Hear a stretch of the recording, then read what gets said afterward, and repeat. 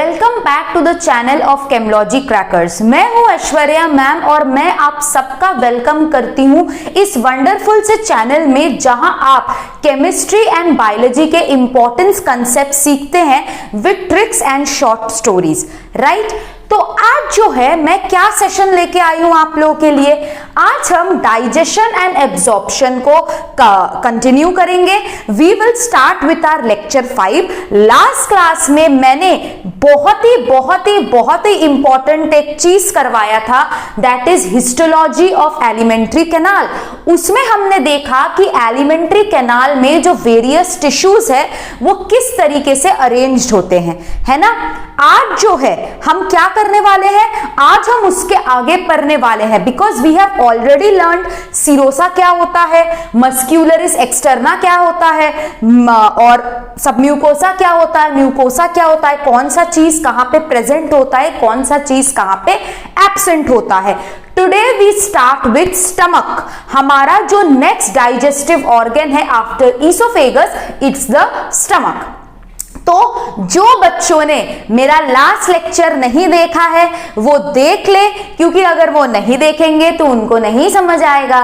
तो description box में link का लेक्चर दिया रहेगा, साथ ही साथ में इधर आई बॉक्स रहेगा, आप उसको क्लिक करके प्लेलिस्ट तक पहुंच सकते हैं। ओके, चलो, so let's start with the stomach.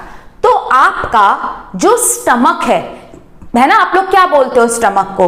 पेट बोलते हो ना, लेकिन एक्चुअली स्टमक को बोला जाता है आमाशय। It is the Hindi word for stomach, आमाशय, ठीक है। तो आपका जो स्टमक है क्या करता है, सबको पता है स्टमक में खाना जाता है, स्टमक में खाने का डाइजेशन होता है ना। साथ ही साथ में हमको ये भी पता है कि कभी कभी हमें होता है गैस, है ना। ज्यादा हम पिज्जा, है ना, रोड साइड में जाके गोभी मंचूरियन खाने लगे, है ना। एक दिन बाहर निकले, है ना, बाहर निकल के उन्होंने बोला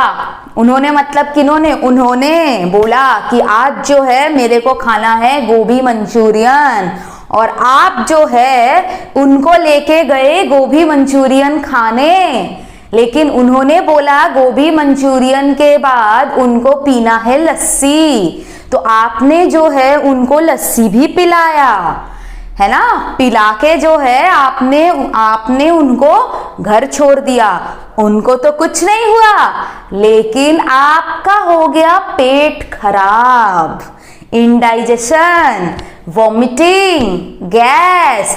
2 दिन क्लास ही नहीं जा पाए, लेकिन वो क्लास चली गई। तो इसीलिए ये सबसे दूर रहना है, उनको लेके नहीं जाना है लस्सी पीने या फिर मंचूरियन खाने, नहीं तो क्लास तुम्हारा मिस हो जाएगा।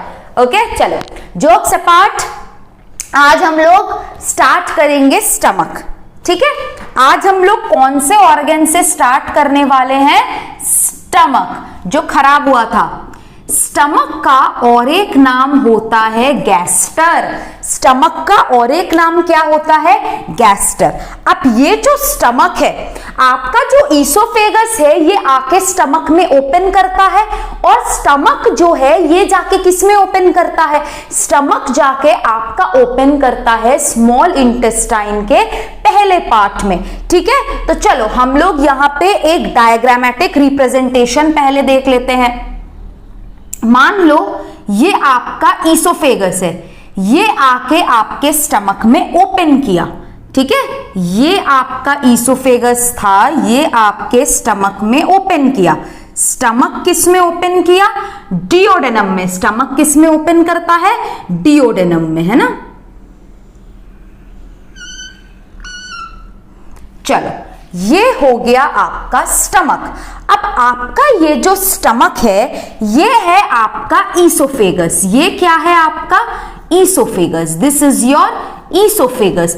ईसोफेगस आपके स्टमक में खुलता है, यहां पे लंबा सा ट्यूब रहता है ईसोफेगस का, ठीक है। अब ये वाला आपका जो पार्ट है, ठीक है, ये वाला यहां पे कुछ रहता है, मैं थोड़ी देर बाद बोलूंगी क्या रहता है, ठीक है। ये वाला जो आपका पोर्शन है, this is known as fundus. इसको क्या बोलते हैं? फंडस। और ये पोर्शन को क्या बोलते हैं, कार्डिया।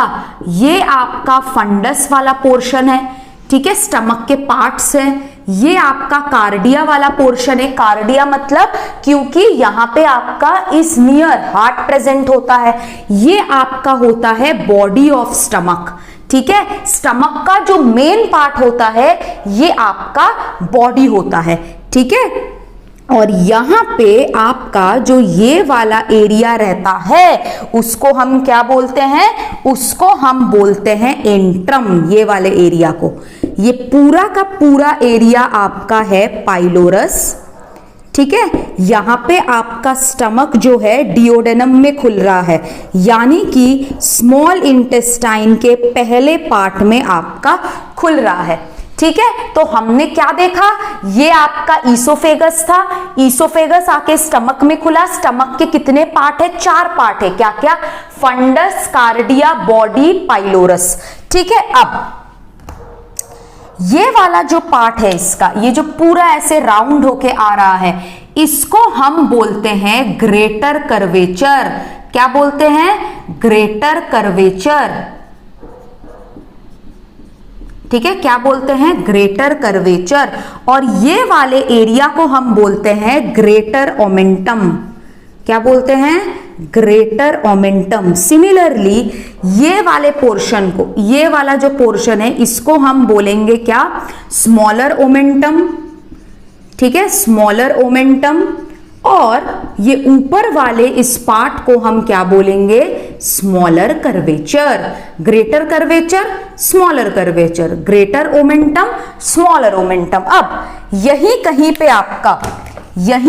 पे आपका इस जगह में आपका जो स्टमक है फैट का स्टोरेज करता है।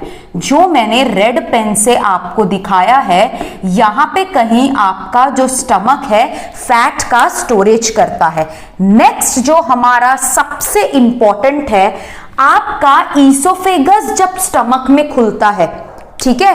अब स्टमक में क्या होता है, फूड आता है, कहां से आता है, माउथ से स्टमक में फूड जाता है। किसके मदद से जाता है, ईसोफेगस के मदद से जाता है।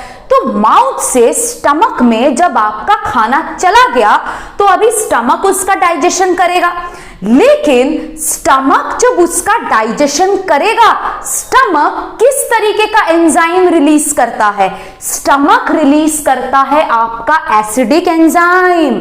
कौन सा एंजाइम रिलीज करता है, एसिडिक एंजाइम। अब स्टमक अगर एसिडिक एंजाइम रिलीज करता है तो स्टमक का ओपनिंग अगर खुला रहेगा, जब जब वो एसिडिक एंजाइम रिलीज करेगा वो हमारे ईसोफेगस की तरफ जाता रहेगा।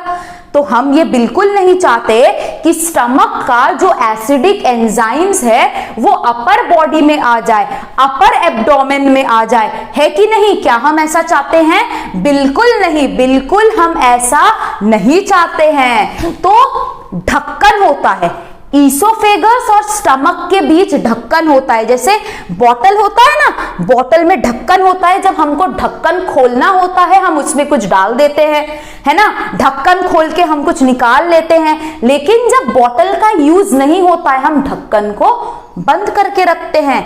और ऐसा हमको बोतल चाहिए होता है जो एयर टाइट होता है, ऐसा ना आधा खोल के चले गए। तो आपका ये जो ढक्कन है ईसोफेगस और स्टमक के बीच में, जब जरूरत नहीं होता है ये ढक्कन बंद रहता है, एयर टाइट बंद एकदम, थोड़ा सा भी इधर उधर खुला नहीं है, ठीक है। तो ईसोफेगस और स्टमक के बीच में ये जो आपका ढक्कन है इसको हम क्या बोलते हैं, कार्डियक स्फिंक्टर, ठीक है। क्या बोलते हैं, कार्डियक स्फिंक्टर। क्या बोलते हैं, कार्डियक स्फिंक्टर। कार्डियक स्फिंक्टर क्या है, ढक्कन है, ईसोफेगस और स्टमक के बीच का ढक्कन।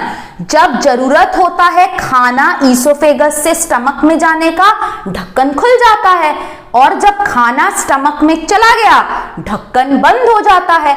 वहां खाने को एसिडिक एंजाइम से पूरी तरीके से हम डाइजेस्ट कर लेते हैं। सिमिलरली स्टमक में जब खाना डाइजेस्ट हो रहा है, ठीक है, तो खाना स्टमक के बाद इंटेस्टाइन में जाता है, तो स्टमक और इंटेस्टाइन के बीच में भी एक ढक्कन होता है जिसको हम बोलते हैं पाइलोरिक स्फिंक्टर। ठीक है, पाइलोरिक स्फिंक्टर किस किस के बीच का ढक्कन है? पाइलोरस और स्मॉल इंटेस्टाइन के बीच का ढक्कन। पाइलोरस और स्मॉल इंटेस्टाइन के बीच के ढक्कन को हम क्या बोलते हैं? Pyloric sphincter. कार्डियक स्फिंक्टर क्या होता है? ईसोफेगस और स्टमक के बीच का ढक्कन।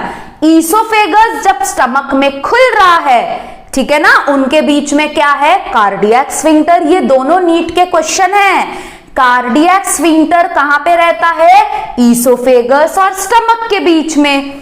पाइलोरिक स्फिंक्टर कहां पे रहता है? पाइलोरस एंड स्मॉल इंटेस्टाइन और डियोडेनम के बीच में। तो अगर क्वेश्चन आए, सब लोगों को करके आना है, अगर गलत हुआ तो मेरा ये हाथ जो ऐसे पीछे पीछे जाएगा, फिर मार खाना मेरे से। ठीक है, चलो अब हम लोग इसका थ्योरी लिख लेते हैं। पहले तो है स्टमक का शेप। स्टमक का शेप कैसा होता है? जे शेप्ड। जो तुम लोगों का पुराना एनसीईआरटी है उसमें सी शेप दिया है ना, that it actually it is J shape. नया एनसीईआरटी में जे शेप्ड है। ठीक है, तो स्टमक क्या है? Stomach is a J shaped organ. Stomach क्या होता है? जे शेप्ड ऑर्गन होता है आपका स्टमक। नेक्स्ट, आपका जो स्टमक है इसके 4 पार्ट्स होते हैं। ठीक है, स्टमक हैज 4 पार्ट्स, है ना। स्टमक के पार्ट्स कितने पार्ट्स होते हैं? 4 पार्ट्स होते हैं। क्या क्या? नंबर 1 है आपका कार्डिया, जो हार्ट के पास होता है। नंबर 2 है आपका फंडस। नंबर सी है आपका body, that is the main part of the stomach. And last one is the pyloric region. ठीक है, अब आपका ये वाला जो पोर्शन है आपका, ये वाला, इसको हम कार्डियक नॉच बोलते हैं। क्या बोलते हैं इस पोर्शन को? Cardiac notch. क्यों? क्योंकि इसी पोर्शन से डायाफ्राम जो है पियर्स होता है। ये जो है आपका डायाफ्राम है, इसी पोर्शन से आपका जो है डायाफ्राम पास करता है। ठीक है, तो मैं यहां पे आपको एक एक करके लिख देती हूं। पहले तो है फंडस। फंडस क्या होता है? Fundus is commonly filled with air और गैस। ठीक है, फंडस वो पोर्शन है स्टमक का which is commonly filled with air और गैस। ठीक है, ये फंडस। बॉडी क्या है? It is the main part of stomach. Body क्या होता है? ये स्टमक का मेन पार्ट होता है। ठीक है, नेक्स्ट क्या है? नेक्स्ट है आपका कार्डियक नॉच। कार्डियक नॉच क्या होता है? Cardiac notch is the position of stomach where diaphragm pierces. ठीक है, diaphragm pierces at cardiac notch. ठीक है, तो मैं क्या लिखूंगी? Diaphragm pierces at this position. ठीक है, diaphragm pierces at this position. ठीक है, चलो अब हम स्फिंक्टर्स के बारे में लिख लेते हैं। पहला है आपका कार्डियक स्फिंक्टर और गैस्ट्रोइसोफेजियल स्फिंक्टर। ठीक है, कार्डियक और गैस्ट्रोइसोफेजियल स्फिंक्टर। ठीक है, जो आपका कार्डियक स्फिंक्टर है इसको हम गैस्ट्रोइसोफेजियल भी बोलते हैं। गैस्ट्रोइसोफेजियल क्यों बोलते हैं? क्योंकि आपका जो कार्डियक और गैस्ट्रोइसोफेजियल स्फिंक्टर है it is present between stomach and oesophagus. Oesophagus और स्टमक के बीच में आपका जो है ये कार्डियक स्फिंक्टर मौजूद होता है। नेक्स्ट क्या है? नेक्स्ट है आपका पाइलोरिक स्फिंक्टर। ये वाला ढक्कन, ये वाला जो आपका ढक्कन है ये कहां पे प्रेजेंट है? Pyloric sphincter. ठीक है, इज प्रेजेंट बिटवीन कहां कहां? Pyloric sphincter is present between stomach and duodenum, ठीक है, स्टमक एंड डियोडेनम से भी क्वेश्चन आता है, या फिर स्टमक एंड स्मॉल इंटेस्टाइन से भी क्वेश्चन आता है, ठीक है ना। ये सब के सब नीट के क्वेश्चन है, ठीक है। तो आपका स्टमक के 4 पार्ट होते हैं, ठीक है, कार्डिया, फंडस, बॉडी और पाइलोरस। फंडस क्या है? It is the portion which is commonly filled with air और गैस। कार्डियक नॉच कौन सा पोर्शन है? वो पोर्शन है जहां से डायफ्राम टियर्स करता है, ठीक है। कार्डियक और गैस्ट्रोइसोफेजियल स्फिंक्टर क्या होता है? It is present between stomach and oesophagus. Very important from question point of view. Pyloric sphincter कहां पे प्रेजेंट है? Between stomach and duodenum. Very important from question point of view, ठीक है। आप सब लोग इसको एक बार देख लो, फिर हम जाएंगे कि स्टमक का फंक्शंस क्या क्या होते हैं। What are the functions of stomach, ठीक है। चलो, आपको याद होगा जब मैंने आपको वो पढ़ाया था, क्या बोलते हैं उसको, रेस्पिरेटरी सिस्टम। मैंने आपको ये बताया था ना कि काऊ जो है उसके पास 4 स्टमक होते हैं, र्यूमेन, रेटिक्यूलम, ओमैसम और एबैसम। याद है, काऊ के पास 4 स्टमक होते हैं, र्यूमेन, रेटिक्यूलम, ओमैसम और एबैसम। जो ये र्यूमेन वाला पार्ट है, इस र्यूमेन वाले पार्ट में आपके माइक्रोब्स रहते हैं, यानी कि जो मिथेनोजेनिक बैक्टीरिया रहते हैं, जो एनारोबिक रेस्पिरेशन के बाद काऊ को डाइजेशन में भी मदद कर रहा था, साथ में हमें बायोगैस यानी कि मीथेन वाला जो गैस है वो मिल रहा था। सो काऊ के पास क्या क्या स्टमक है? र्यूमेन, रेटिक्यूलम, ओमैसम और एबैसम। र्यूमेन में आपके माइक्रोब्स रहते हैं, ठीक है। आप लोग इसको एक बार देख लीजिए, फिर हम स्टमक के फंक्शंस पढ़ेंगे, ठीक है, कि what are the functions of stomach. चलो इसको एक बार देख लो अच्छे से सब लोग, स्टमक के डायग्राम को।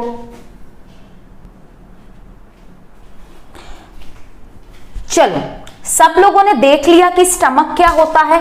अब हम इसके आगे पढ़ेंगे, that is the functions of stomach. What are the functions of stomach. मैं अगर तुमसे पूछूंगी कि मैम बेटा स्टमक के फंक्शंस बताओ, तुम क्या बोलोगे? मैम खाना हेल्प करता है डाइजेशन में, है ना, एसिडिक एंजाइम्स रिलीज करता है। लेकिन अभी तो तुम लोग बड़े हो गए हो, है ना, now you have all grown big, तो अभी तुमको एक्स्ट्रा कुछ फंक्शंस पता होने चाहिए ना स्टमक के। स्टमक के क्या क्या फंक्शंस होते हैं? पहला तो है, स्टमक जो है फूड को थोड़ी देर के लिए स्टोर करके रखता है और थोड़ा थोड़ा करके इंटेस्टाइन में पास करता है। अब स्टमक जो है इंटेस्टाइन में कैसे पास करता है अपना खाना? With the help of pyloric sphincter. Pyloric sphincter जो है ये पीरियोडिकली अलाउ करता है undigested food from the stomach to pass into the duodenum, ठीक है। सो अब हम लोग स्टमक के फंक्शंस पढ़ेंगे। तो पहला फंक्शंस ऑफ स्टमक क्या होगा? जैसा कि मैंने अभी बोला, stores food for some time. Food को थोड़ी देर के लिए वो स्टोर करके रखता है। क्यों? आपका जो पाइलोरिक स्फिंक्टर है, ठीक है, pyloric sphincter partially allows pyloric sphincter allows partially digested food to enter intestine periodically। Periodically मतलब थोड़े थोड़े टाइम बाद जो है आपका पाइलोरिक स्फिंक्टर खुलता है और थोड़ा थोड़ा खाना आपके स्टमक में इंटेस्टाइन में चला जाता है, ठीक है। So the pyloric sphincter allows partially digested food to enter the intestine periodically। Clear? अब स्टमक नेक्स्ट फंक्शन क्या करता है? स्टमक का नेक्स्ट फंक्शन है partial digestion of food. Stomach में जो है आपका कार्बोहाइड्रेट्स एंड फैट्स डाइजेस्ट नहीं होता है, तो क्या होता है, पार्शियल डाइजेशन ऑफ फूड। क्या करता है स्टमक, आपके खाने को चर्न और मिक्स करता है एसिडिक एंजाइम से, यानी कि गैस्ट्रिक जूस से। तो it partial digestion of food, और क्या करता है, churns and mixes food with acidic gastric juice. आपका जो गैस्ट्रिक जूस होता है वो किस प्रकार का होता है, एसिडिक गैस्ट्रिक जूस। कार्बोहाइड्रेट और फैट का डाइजेशन स्टमक में नहीं होता है, थोड़ा बहुत फैट का हो भी जाता है लेकिन कार्बोहाइड्रेट का बिल्कुल नहीं होता है स्टमक में। नेक्स्ट क्या है, सब लोग जानते हो, तुम लोग के बॉडी में एक इंपॉर्टेंट विटामिन रहता है, विटामिन B12, ठीक है ना। तो ये स्टमक जो है ऐसा एक कंपाउंड का फॉर्मेशन करता है जो तुम्हारे बॉडी में विटामिन B12 का एब्जॉर्प्शन करने में मदद करता है। इससे क्वेश्चन आता है, प्रोड्यूसेस कासल्स इंट्रिंसिक फैक्टर। क्या प्रोड्यूस करता है, प्रोड्यूसेस कासल्स इंट्रिंसिक फैक्टर। और ये कासल्स इंट्रिंसिक फैक्टर क्या करता है, ये कासल्स इंट्रिंसिक फैक्टर आपके विटामिन B12 का अब्जॉर्प्शन में मदद करता है, ठीक है, absorption of vitamin B12।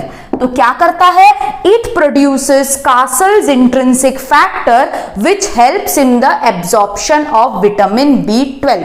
Clear. Next क्या है, ये जो कासल्स इंट्रिंसिक फैक्टर है, याद रखना, दिस इज अ ग्लाइकोप्रोटीन। ये क्या है, दिस इज अ ग्लाइकोप्रोटीन। तो स्टमक अगर कभी क्वेश्चन आए कौन से ग्लाइकोप्रोटीन का फॉर्मेशन करता है, it should be castles intrinsic factor. और विटामिन B12 जो है इट इज बहुत इंपॉर्टेंट होता है आरबीसीज के लिए, रेड ब्लड सेल्स के लिए ये बहुत बहुत इंपॉर्टेंट होता है, ठीक है। चलो दूसरा चीज क्या है, दूसरा चीज ये है कि स्टमक फूड का पार्शियल डाइजेशन कर रहा है, स्टमक खाने को गैस्ट्रिक जूस के साथ मिला रहा है, लेकिन तब हम इस खाने को क्या बोलेंगे, काइम। क्या बोलेंगे, काइम। काइम क्या होता है, खाने को जब गैस्ट्रिक जूस से मिला दिया गया है तब it is known as chyme, ठीक है, food plus gastric juice. Next point हम क्या लिखेंगे, आपका जो स्टमक है it releases hormone gastrin. Stomach एक हार्मोन का फॉर्मेशन करता है, उस हार्मोन का नाम क्या है, गैस्ट्रिन, ठीक है। साथ ही साथ में आपका जो स्टमक है ये आपका प्रोड्यूस करता है प्रोटीन को डाइजेस्ट करने के लिए एंजाइम्स। अब हम सबको पता है कि हमारे बॉडी में भी एंजाइम होते हैं। क्या हमारे बॉडी में एंजाइम होते हैं?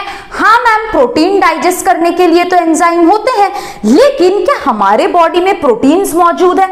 बोलोगे हाँ। तो अगर आपका स्टमक प्रोटीन डाइजेशन के लिए एंजाइम्स प्रोड्यूस करे तो क्या वो एंजाइम हमारे बॉडी के प्रोटीन्स को डाइजेस्ट नहीं कर लेगा?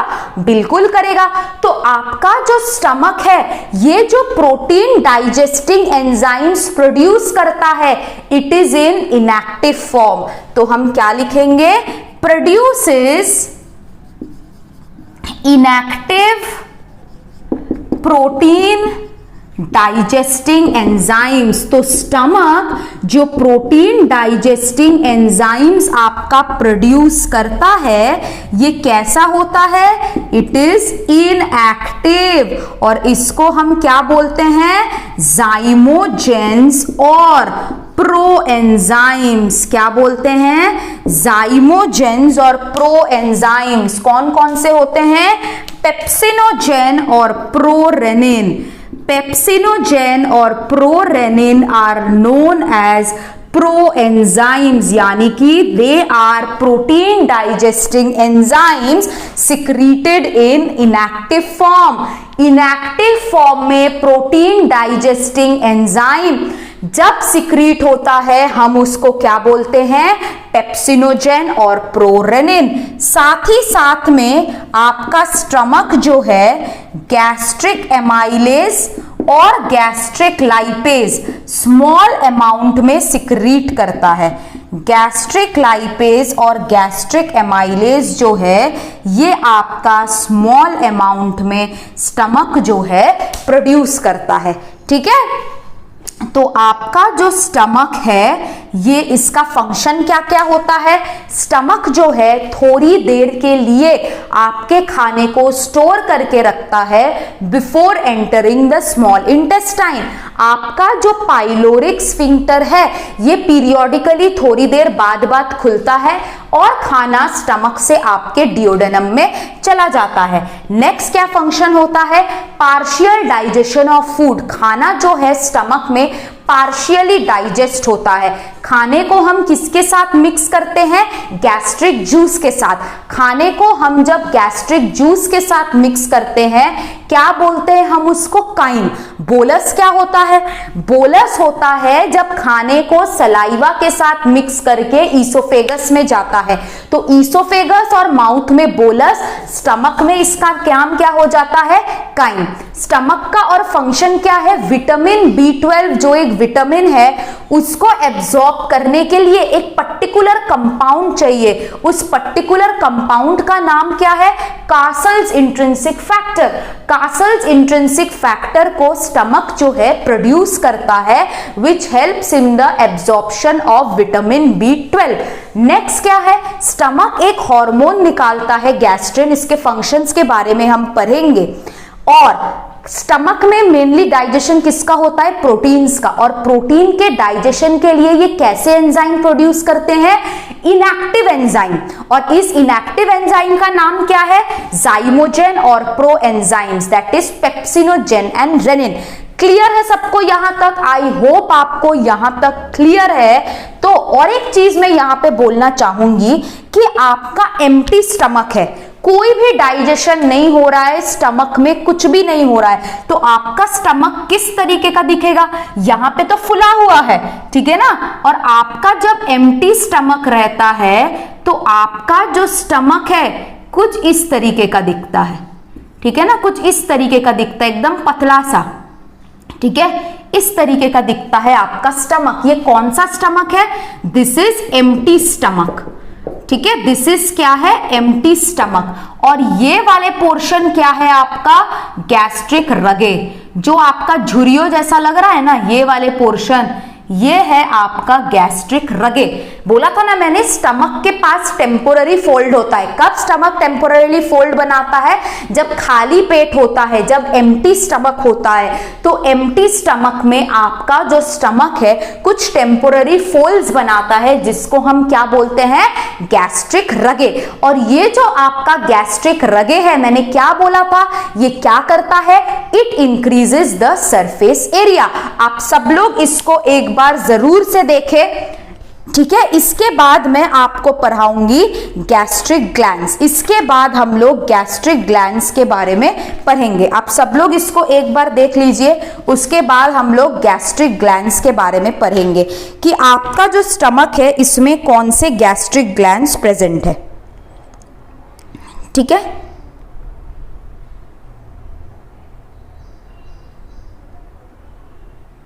चलो,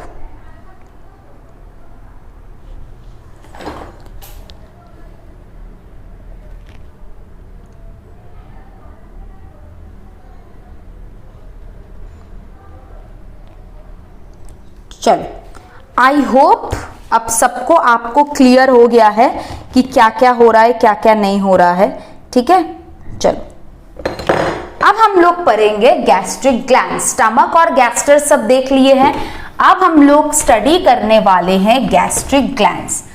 अच्छा बताओ, ये गैस्ट्रिक ग्लैंड्स कहाँ पे रहता है, क्या बताया था मैंने, गैस्ट्रिक ग्लैंड्स कहाँ पे प्रेजेंट होता है, याद है क्या बोला था मैंने, म्यूकोसा या सब म्यूकोसा, सब म्यूकोसा में आपका ब्रूनर्स ग्लैंड प्रेजेंट होता है ना, और सबके म्यूकोसा में क्या प्रेजेंट होता है, सबके म्यूकोसा में ग्लैंड्स प्रेजेंट होते हैं। केवल और केवल ब्रूनर्स ग्लैंड ऑफ डियोडेनम जो है ये आपके सब म्यूकोसा में प्रेजेंट है। क्लियर है यहां तक? चलो अब हम लोग स्टमक में क्या स्टडी करने वाले हैं, गैस्ट्रिक ग्लैंड्स। अब आपका ये जो गैस्ट्रिक ग्लैंड्स है ये कहां पे प्रेजेंट होता है, it is present in the mucosa of the stomach. जो आपका स्टमक का म्यूकोसा लेयर है, याद है सबसे अंदर वाला लेयर, एलिमेंट्री में हम पढ़े थे जिसमें, ठीक है। सो हम क्या लिखेंगे, it is present in the mucosa of stomach. Mucosa of stomach में आपका क्या रहता है, म्यूकोसा ऑफ स्टमक में आपका गैस्ट्रिक ग्लैंड्स रहता है।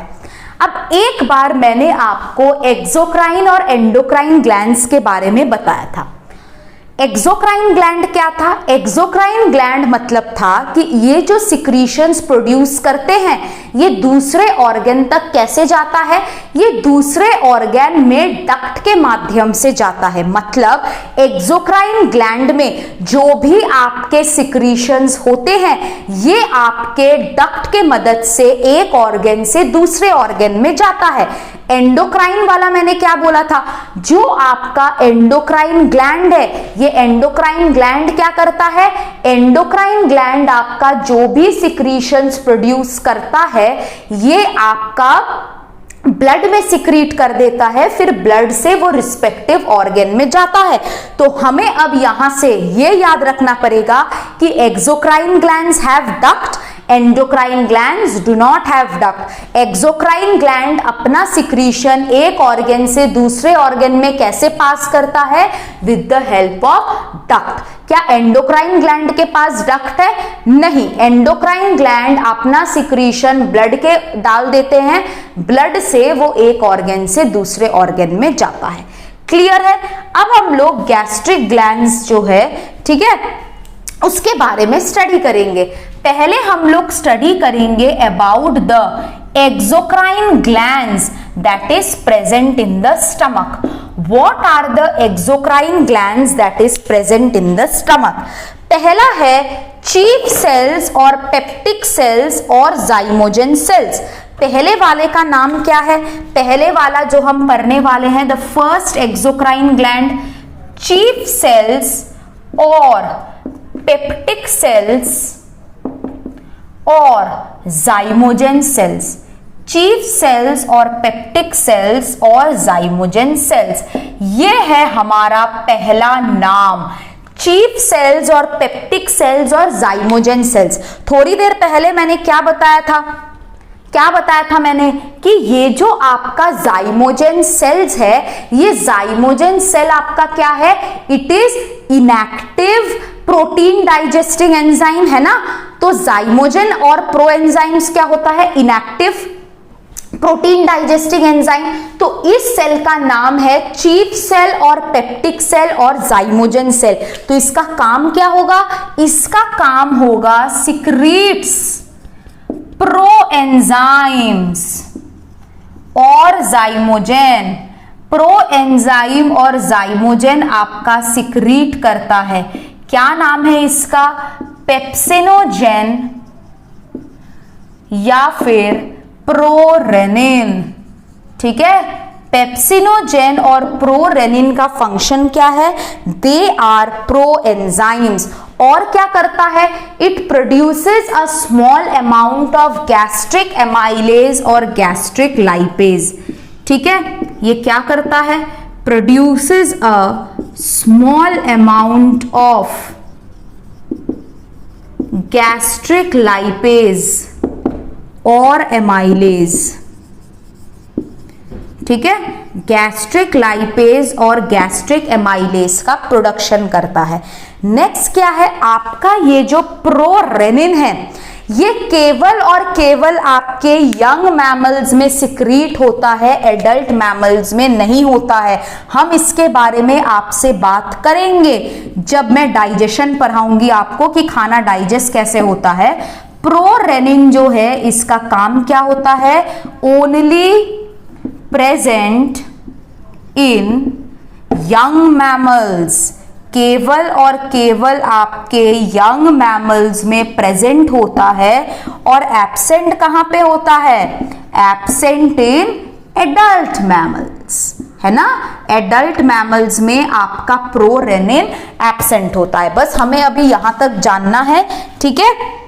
नेक्स्ट क्लास या फिर 2-3 और क्लास बाद जब हम डाइजेशन ऑफ फूड पढ़ेंगे, मैं आपको पढ़ा दूंगी, ठीक है। तो आपका जो प्रोरेनिन है ये केवल और केवल यंग मैमल, जो छोटे बच्चे होते हैं, उसमें प्रेजेंट होता है, ठीक है। चलो अब हम लोग नेक्स्ट क्या पढ़ेंगे? नेक्स्ट हम लोग हमारा सेकेंड सेल पढ़ेंगे, ठीक है। हमारा जो सेकेंड सेल है, उससे पहले ये चीफ सेल और पेप्टिक सेल के फंक्शन एक बार देख लो। चीफ सेल और पेप्टिक सेल के फंक्शन, चलो अब हम लोग हमारा second number of exocrine cells पढ़ेंगे, दैट इज ऑक्जिंटिक सेल्स और पैराइटल सेल्स, ठीक है। पैराइटल सेल्स और ऑक्जिंटिक सेल्स। अब हम अपना सेकेंड वाला सेल पढ़ेंगे, दैट इज पैराइटल सेल्स और ऑक्जिंटिक सेल्स, ठीक है। पैराइटल सेल्स और ऑक्जिंटिक सेल्स क्या करते हैं? ये आपका HCl सिक्रीट करते हैं, very important, it secretes HCl। ये क्या करते हैं? ये आपका HCl का सिक्रीशन कराते हैं। अब तुम बोलोगे मैम HCl तो एसिड है, ये स्टमक में सिक्रीट होगा, तो स्टमक तो मतलब एसिड से क्या होता है? हाँ, एसिड से ऐसे ऐसे होल हो जाते हैं, तो तुम बोलोगे मैम स्टमक में भी तो होल हो जाता होगा। नहीं बेटा, ऐसा नहीं होता है। पैराइटल सेल और ऑक्जिंटिक सेल आपका HCl का सिक्रीशन करवाते हैं। आपका ये जो HCl का सिक्रीशन है, यही आपके प्रोटीन डाइजेस्टिंग एंजाइम्स को एक्टिव करता है। मैं जब डाइजेशन पढ़ाऊंगी, मैं सबके फंक्शंस लिखवा दूंगी। ये क्या करते हैं? ये आपके प्रोटीन डाइजेस्टिंग एंजाइम्स यानी कि प्रो एंजाइम को एक्टिव करते हैं। साथ ही साथ में यहीं पे आपका प्रोड्यूस होता है castles intrinsic factor, castles intrinsic factor, ठीक है। It produces castles intrinsic factor, ठीक है। चलो अब पैराइटल सेल और ऑक्जिंटिक सेल हो गया।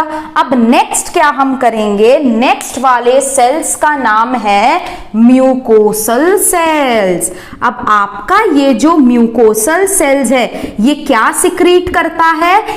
आपका म्यूकस और बाइकार्बोनेट आयन। यही म्यूकस और बाइकार्बोनेट आयन HCl से स्टमक को प्रोटेक्ट करता है। सो क्या क्या प्रोड्यूस करता है? Produces mucus and bicarbonate ion. Mucus and bicarbonate ion produce करता है, विच प्रिवेंट्स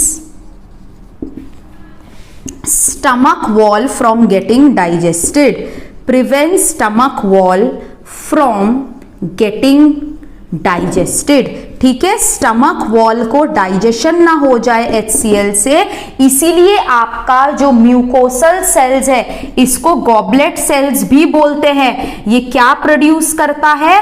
बाइकार्बोनेट आयंस और म्यूकस। आई होप आप सब लोगों को यहां तक क्लियर है।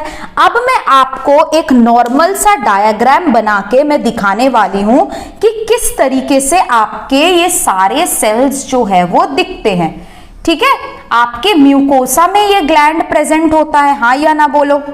म्यूकोसा में ये ग्लैंड प्रेजेंट होता है ना। तो ये आपके सेल्स हैं, ठीक है। ये आपके क्या है? सेल्स है। आपका जो ये म्यूकोसल सेल्स होता है, जो म्यूकोसा सिक्रीट करता है, ये बेसिकली आपका कॉलमनर सेल्स होता है। कैसे सेल्स होते हैं? कॉलमनर सेल्स, ठीक है। चलो इसके सेल्स बना लेते हैं हम पूरे। इसमें ये सारे सेल्स है, यही गैस्ट्रिक ग्लैंड है, यही सेल्स है। आपके सारे जो सिक्रीशंस है वो अभी निकलेंगे, देखना। ये तो बस मैंने एक्सोक्राइन सेल्स पढ़ाया है, अभी एंडोक्राइन सेल्स भी मैं पढ़ाऊंगी, ठीक है। चलो अब हम लोग पढ़ेंगे ये जो है आपका, ये आपका गैस्ट्रिक पिट है। क्या है ये? This is your gastric pit.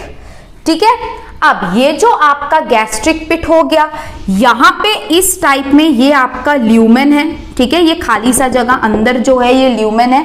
This is gastric glands. ठीक है, ये क्या है? आपका गैस्ट्रिक ग्लैंड्स है। अब इसमें से एक सेल जो है आपका पैराइटल सेल होगा। इसमें से एक सेल मान लो, ब्लैक से नहीं बनाती हूं, चलो रेड से बनाती हूं। इसमें से मान लो ये सेल्स आपका पैराइटल सेल है। ठीक है, ये सेल क्या है? ये सेल आपके मान लो पैराइटल सेल है, जो मैंने रेड कलर से ड्रॉ किया है। So this becomes your parietal cell. यहां तक समझ में आ रहा है? This becomes your parietal cell. देख लो एक बार अच्छे से, जो आपका गैस्ट्रिक पिट है, ठीक है, वो बीच वाला हिस्सा है। ठीक है, ये आपका पूरा गैस्ट्रिक ग्लैंड है। ये आपका पैराइटल सेल है जो कि क्या सिक्रीट करता है? HCl। ठीक है, नेक्स्ट हम लोग जो यहाँ पे ब्लू कलर से मान लो ये जो सारे सेल्स है, ये क्या सिक्रीट कर रहे हैं? ये आपके सिक्रीट कर रहे हैं म्यूकस। ये जो ब्लू कलर के मैं सेल्स बना रही हूं, ये क्या सिक्रीट करते हैं? ये सिक्रीट करता है आपका म्यूकस। ये क्या है? म्यूकस सेल्स है। ठीक है, ये क्या सिक्रीट करता है? म्यूकस।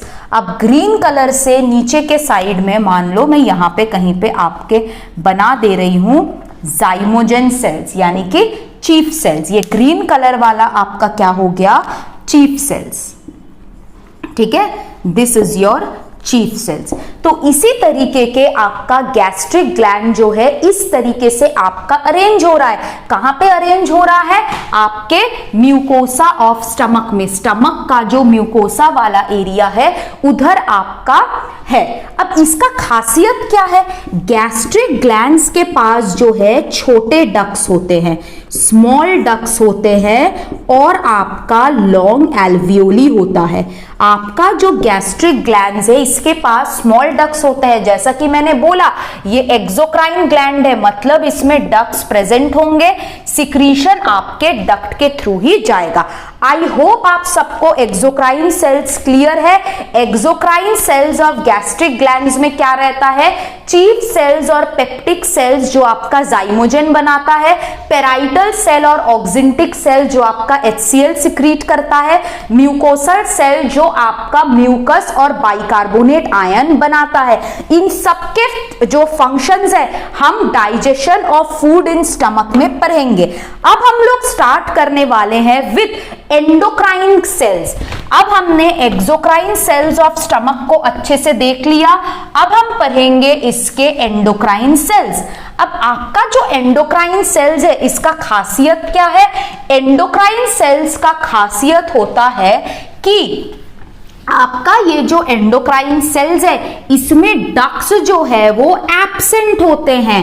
डक्ट्स जो है इनमें प्रेजेंट नहीं होते हैं। Ducts are absent. ठीक है, डक्ट्स आर एब्सेंट। चलो पहले हम लोग अभी देखने वाले हैं, अभी क्या देखने वाले हैं? Endocrine cells. उससे पहले ये जो एक्सोक्राइन सेल्स ऑफ स्टमक में आपके जितने भी सिक्रीशंस हुए, एक्सोक्राइन सेल्स ऑफ स्टमक के सारे सिक्रीशंस को हम साथ में गैस्ट्रिक जूस बोलते हैं, और इसका pH 2 से 3 में बीच होता है। तो एक्सोक्राइन सेल्स में क्या होता है? All the secretions together. ठीक है, all the secretions together are known as gastric juice. सारे सिक्रीशंस को साथ में हम क्या बोलते हैं? गैस्ट्रिक जूस बोलते हैं। ठीक है, all the secretions together are known as gastric juice. और ये गैस्ट्रिक जूस का pH कितना होता है? 2 से 3 के बीच में आपका ये pH होता है। ठीक है, अब इसमें कौन से सेल्स रहते हैं आपके? इसमें रहते हैं आपके एंडोक्राइन सेल्स। आपका जो स्टमक है इसमें अब हम पढ़ेंगे एंडोक्राइन सेल्स। एक्सोक्राइन सेल्स हम खत्म कर दिए, उसमें से बहुत सारे एंजाइम, बहुत सारे म्यूकस के बारे में हम देख चुके हैं। Now we will study about endocrine cells. ठीक है, एंडोक्राइन सेल्स में पहला जो सेल है that is the gastrin cells, ठीक है। नंबर 1 है आपका गैस्ट्रिन सेल्स और जी सेल्स। आपका गैस्ट्रिन सेल्स और जी सेल्स कहां पे प्रेजेंट होता है? पाइलोरिक रीजियन में। और ये क्या प्रोड्यूस करता है? ये आपका गैस्ट्रिन हार्मोन प्रोड्यूस करता है। गैस्ट्रिन हार्मोन स्टमक से प्रोड्यूस होता है और ये गैस्ट्रिक जूस के प्रोडक्शन को बढ़ाता है, साथ ही साथ में गैस्ट्रिक मोटिलिटी को भी बढ़ाता है कि स्टमक जो है जल्दी से उसमें जो खाना आया है उसको डाइजेस्ट करे। तो गैस्ट्रिन सेल्स और जी सेल्स कहां पे प्रेजेंट होता है? Present in the pyloric region of stomach. Pyloric region of stomach में आपका क्या प्रेजेंट होता है? गैस्ट्रिन सेल्स और जी सेल्स, ठीक है। It is present in the pyloric region of stomach. ये क्या प्रोड्यूस करता है? It produces gastrin. ये क्या प्रोड्यूस करता है? ये गैस्ट्रिन का प्रोडक्शन करता है which increases production of gastric juice, ठीक है। स्टमक को बोलता है गैस्ट्रिक जूस के प्रोडक्शन करो, गैस्ट्रिक जूस का प्रोडक्शन बढ़ाओ और गैस्ट्रिक मोटिलिटी को भी इंक्रीज करता है। और क्या करता है? गैस्ट्रिक मोटिलिटी को भी इंक्रीज करता है ताकि खाना जल्दी से डाइजेशन हो, फास्ट डाइजेशन। क्लियर है यहां तक? हाँ या ना बोलो। गैस्ट्रिन सेल्स और जी सेल्स क्लियर। अब नेक्स्ट हम लोग जो एंडोक्राइन सेल्स में क्या होता है? डक्ट्स एब्सेंट होते हैं ना। एंडोक्राइन सेल में डक्ट्स एब्सेंट होते हैं तो ये अपना सिक्रीशन कहां पे देता है? प्योर्स इनटू ब्लड, और फिर ब्लड से आपका ऑर्गन में, जो भी ऑर्गन में जरूरत है वहां पे चला जाता है। नेक्स्ट सेल है हमारा argentaffin cells. Next cells number B क्या है? Argentaffin cells. ये जो आपका आर्जेंटाफिन सेल्स है इससे आपके 3 सिक्रीशंस निकलते हैं। अब इस आर्जेंटाफिन सेल्स में एक सेल रहता है जो है आपका डी सेल्स, ठीक है। डी सेल्स क्या रिलीज करता है? डी सेल्स आपका रिलीज करता है सोमैटोस्टैटिन। डी सेल्स क्या रिलीज करता है? डी सेल्स आपका रिलीज करता है सोमैटोस्टैटिन। सोमैटोस्टैटिन का काम क्या होता है? सोमैटोस्टैटिन जो है ये आपके सारे डाइजेस्टिव, जितने भी आपके डाइजेस्टिव हॉर्मोन्स है सबका रिलीज इनहिबिट करता है। रिलीजेस सोमैटोस्टैटिन विच इनहिबिट्स डाइजेस्टिव हॉर्मोन्स। सारे डाइजेस्टिव हॉर्मोन्स को इनहिबिट करता है ताकि डाइजेशन ना हो। ये कब करेगा? एक तो जब डाइजेशन खत्म हो जाएगा, दूसरा अगर कुछ बॉडी में अगर कुछ मतलब इधर उधर हुआ, अगर किसी को कुछ इलनेस हुआ तब ये होता है। अब आपको याद रखना है ये जो आपका सोमैटोस्टैटिन है ये सारे डाइजेस्टिव हॉर्मोन्स को इनहिबिट कर रहा है। इसका मतलब क्या है? इसका मतलब आपका ये जो सोमैटोस्टैटिन है ये आपका ग्रोथ इनहिबिटर होता है, ग्रोथ स्टॉपर होता है, ठीक है। सोमैटोस्टैटिन को हम क्या बोलते हैं? ग्रोथ इनहिबिटर, ठीक है। एंडोक्राइन सिस्टम में हम पढ़ेंगे तो ग्रोथ प्रमोटर कौन है? ग्रोथ प्रमोटर है आपका सोमैटोट्रोपिन। सोमैटोट्रोपिन को हम क्या बोलते हैं? ग्रोथ को इंक्रीज करता है, यानी कि ग्रोथ को प्रमोट करता है। तो आपका जो डी सेल्स है ये आपका सोमैटोस्टैटिन रिलीज कर रहा है जो आपके डाइजेस्टिव हॉर्मोन्स को इनहिबिट कर रहा है। क्लियर है यहां तक? आपके डाइजेस्टिव हॉर्मोन्स को इनहिबिट कौन करता है? सोमैटोस्टैटिन, मतलब डाइजेशन ना हो, इसीलिए सोमैटोस्टैटिन को हम ग्रोथ इनहिबिटर भी बोलते हैं। नेक्स्ट सेल जो यहां पे है वो है आपके ईसी सेल्स। अब आपके ईसी सेल्स जो है ये 2 चीजें रिलीज करती है। कौन कौन सा? पहला है आपका सेरोटोनिन। सेरोटोनिन क्या है? Serotonin is a vasoconstrictor. क्या है ये? सेरोटोनिन एक वैसोकॉन्स्ट्रिक्टर है, ठीक है। वैसोकॉन्स्ट्रिक्टर मतलब ये आपके ब्लड वेसल्स को कॉन्स्ट्रिक्ट करता है। ब्लड वेसल्स को कॉन्स्ट्रिक्ट करना मतलब ब्लड प्रेशर को ज्यादा करना। तो सेरोटोनिन इज अ वैसोकॉन्स्ट्रिक्टर जो क्या करता है, कॉन्स्ट्रिक्ट्स ब्लड वेसल्स, ब्लड वेसल्स को ये कॉन्स्ट्रिक्ट करता है, ठीक है। नेक्स्ट इसका रिलीज क्या है, हिस्टामिन। ये हमने एलर्जी में भी हम पढ़ेंगे। ये जो आपका हिस्टामिन है it is a vasodilator. Respiratory system में मैंने बताया था ना डिजीजेस में कि वैसोडाइलेटर और ब्रोंकोकॉन्स्ट्रिक्टर ब्रोंक्यूल्स को कॉन्स्ट्रिक्ट कर देता है एलर्जी के टाइम पे। अगर नहीं याद है केमोलॉजी क्रैकर्स में जाके breathing and exchange of gases search करोगे तो मिल जाएगा, या फिर जो भी डिस्क्रिप्शन बॉक्स में है, आई बॉक्स में है, मैं फिर से यहां पे दिखा दूंगी, कर लेना। तो हिस्टामिन जो है ये एक वैसोडाइलेटर है जो ब्लड वेसल्स को डायलेट करता है, यानी कि ब्लड प्रेशर को घटा देता है। तो ये था आपका स्टमक यानी कि गैस्टर के सारे ग्लैंड्स। गैस्टर में एंडोक्राइन सेल्स में क्या क्या आया, पहले गैस्ट्रिन सेल्स में आया। एंडोक्राइन सेल्स क्या होता है, ऐसे सेल्स होते हैं जिसमें आपके डक्ट एब्सेंट है, वो डायरेक्टली अपना सिक्रीशन जाके ब्लड में थ्रो करता है। गैस्ट्रिन सेल्स कहां पे रहता है, पाइलोरस में। ये क्या प्रोड्यूस करता है, गैस्ट्रिन। पाइलोरस में रह के ये क्या प्रोड्यूस करता है, it produces the hormone gastrin जो कि गैस्ट्रिक जूस को इंक्रीज करता है, गैस्ट्रिक मोटिलिटी को फास्ट करता है, ठीक है। सॉरी, नेक्स्ट है आर्जेंटाफिन सेल्स। एक है डी सेल्स जो क्या करता है, सोमैटोस्टैटिन रिलीज करता है which is a growth inhibitor, क्योंकि ये सारे डाइजेस्टिव हॉर्मोन्स को इनहिबिट कर रहा है। अगर डाइजेस्टिव हॉर्मोन्स इनहिबिट होगा तो क्या डाइजेस्टिव जूसेस रिलीज होंगे, नहीं, तो डाइजेशन भी नहीं हो पाएगा। इसी सेल्स, एक तो आपका सेरोटोनिन और एक आपका हिस्टामिन, ये दोनों रिलीज करते हैं।